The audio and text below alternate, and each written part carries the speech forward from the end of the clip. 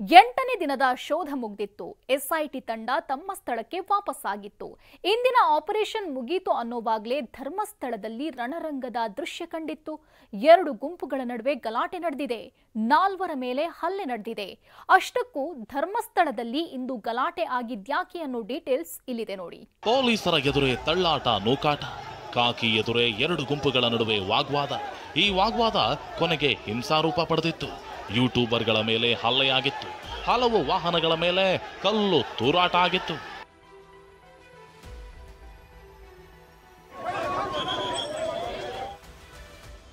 ಧರ್ಮಸ್ಥಳದಲ್ಲಿ ಶವಶೋಧದ ನಡುವೆ ಗಲಾಟೆ, ಯೂಟ್ಯೂಬರ್ಗಳ ಮೇಲೆ ಹಲ್ಲೆ, ಉದ್ವಿಗ್ನ ಸ್ಥಿತಿ.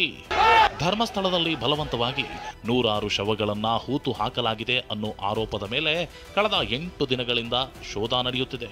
ಇಂದು ಕೂಡ 11A ಪಾಯಿಂಟ್ನಲ್ಲಿ ಶೋಧ ನಡೆಸಿದ ಎಸ್ಐಟಿ ಬರಿಗೈಯಲ್ಲಿ ವಾಪಸ್ಸಾಗಿತ್ತು. ತನ್ನ ಕೆಲಸ ಮುಗಿಸಿಕೊಂಡು ಎಸ್ಐಟಿ ವಾಪಸ್ಸಾಗ್ತಿದ್ದಂತೆ ನೇತ್ರಾವತಿಯ ಪಾಂಗಳ ಪ್ರದೇಶದಲ್ಲಿ ಉದ್ವಿಗ್ನ ಸ್ಥಿತಿ ನಿರ್ಮಾಣ ಆಗಿತ್ತು. ಸುಳ್ಳು ಸುದ್ದಿ ಮಾಡ್ತಿದ್ದಾರೆ ಅಂತ ಆರೋಪಿಸಿ ಸ್ಥಳೀಯರು ಕೆರಳಿ ನಿಂತಿದ್ರು. ಯೂಟ್ಯೂಬರ್ಗಳ ಜೊತೆ ವಾಗ್ವಾದ ಕೆಳೆದಿದ್ರು. ನೋಡ್ತಿದ್ದಂತೆ 4 ಯೂಟ್ಯೂಬರ್ಗಳ ಮೇಲೆ ಸ್ಥಳೀಯರು ಅಟ್ಯಾಕ್ ಮಾಡಿದ್ದಾರೆ.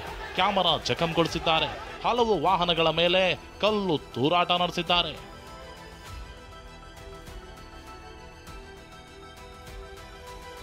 ಈ ಘರ್ಷಣೆ ಆಗ್ತಿದ್ದಂತೆ ಸ್ಥಳದಲ್ಲಿ ನೋಡ್ತಿದ್ದಂತೆ 100 ಜನ ಜಮಾಯಿಸಿದ್ರು.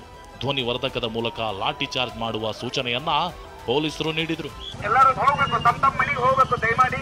ಇಲ್ಲ ಅಂತಂದ್ರೆ ಇದು ಒಂದು ಅಕ್ರಮ ಕೂಟ ಅಂತ ಹೇಳಿ ತಮ್ಮ ಮೇಲೆ ನಾವು ಲಾಠಿ ಚಾರ್ಜ್ ಮಾಡ್ತೇವೆ. ದಯಮಾಡಿ ಎಲ್ಲರೂ ಹೋಗಬೇಕು. ಪರಿಸ್ಥಿತಿ ಇನ್ನೇನೋ ಕೈ ಮೀರುತ್ತೆ ಅನ್ನೋದನ್ನ ಅರಿತ ಪೊಲೀಸರು ಲಘು ಲಾಠಿ ಚಾರ್ಜ್ ಮೂಲಕ 2 ಗುಂಪುಗಳನ್ನ ಚದುರಿಸಿದ್ರು. ಬಿಗ್ ಬಾಸ್ ಮಾಜಿ ಸ್ಪರ್ಧಿ ರಜತ್ ಮಾತನಾಡುವಾಗಲೇ ಗಲಾಟೆ. ಅಷ್ಟಕ್ಕೂ ಧರ್ಮಸ್ಥಳ ಪ್ರಾಂಗಣ ಪ್ರದೇಶಕ್ಕೆ ಇವತ್ತು ಬಿಗ್ ಬಾಸ್ ಮಾಜಿ ಸ್ಪರ್ಧಿ ರಜತ್ ಕೂಡ ಎಂಟ್ರಿ ಕೊಟ್ಟಿದ್ದ. ಯೂಟ್ಯೂಬರ್ನೊಬ್ಬ ರಜತ್ರ ಅಭಿಪ್ರಾಯ ಕೇಳಲು ಮೈಕ್ ಹಿಡಿದಿದ್ದ. ಈ ವೇಳೆಯೇ ಉದ್ರಿಕ್ತಗೊಂಡ ಸ್ಥಳೀಯರು ಯೂಟ್ಯೂಬರ್ಗಳ ಮೇಲೆ ಹಲ್ಲೆ ಮಾಡಿದ್ರು.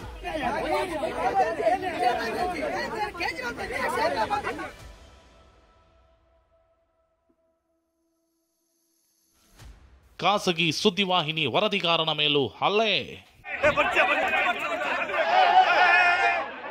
ಇನ್ನು ಗಾಯಗೊಂಡ ಯೂಟ್ಯೂಬರ್ಗಳನ್ನ ಉಜಿರೆಯ ಬೆನಕ ಆಸ್ಪತ್ರೆಗೆ ದಾಖಲಿಸಲಾಗಿತ್ತು. ಈ ವೇಳೆ ವರದಿ ಮಾಡೋಕೆ ಅಂತ ಖಾಸಗಿ ವಾಹಿನಿಗಳ ವರದಿಗಾರರು ಅಲ್ಲಿಗೆ ಹೋಗಿದ್ರು. ಆಗ ಖಾಸಗಿ ವಾಹಿನಿಯ ವರದಿಗಾರ ಹಾಗೂ ಕ್ಯಾಮ್ರಾಮನ್ಗೆ ಯೂಟ್ಯೂಬರ್ಗಳ ಕಡೆಯ ಗುಂಪಿನವರು ಥಳಿಸಿದ್ದಾರೆ. ಅಲ್ಲದೆ ಪತ್ರಕರ್ತರಿಗೆ ದಿಗ್ಬಂಧನ ಹಾಕಿದ್ದಾರೆ.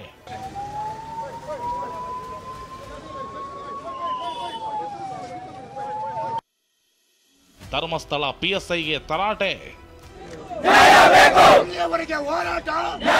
ಇನ್ನು ಈ ಗಲಾಟೆ ಬಳಿಕ ಧರ್ಮಸ್ಥಳ ಪಿಎಸ್ಐ ಸಮರ್ಥ್ ಗಾಣಿಗಾರ್ಗೆ ಸ್ಥಳೀಯರ ಒಂದು ಗುಂಪು ತರಾಟೆ ತೆಗೆದುಕೊಳ್ತು. ಧರ್ಮಸ್ಥಳ ಪೊಲೀಸ್ ಠಾಣೆ ಎದುರೇ ಉದ್ರಿಕ್ತರು ಧರಣಿ ಕೂತಿದ್ರು. ಸ್ಥಳಕ್ಕೆ ಎಸ್ಪಿ ಬರುವಂತೆ ಆಗ್ರಹಿಸಿ ಠಾಣೆ ಎದುರು ಧರಣಿ ಆರಂಭಿಸಿದ್ರು.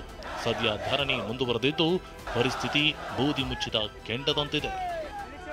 ಪೃಥ್ವಿರಾಜ್ ಬೊಮ್ಮನಕೆರೆ, TV9 ಮಂಗಳೂರು.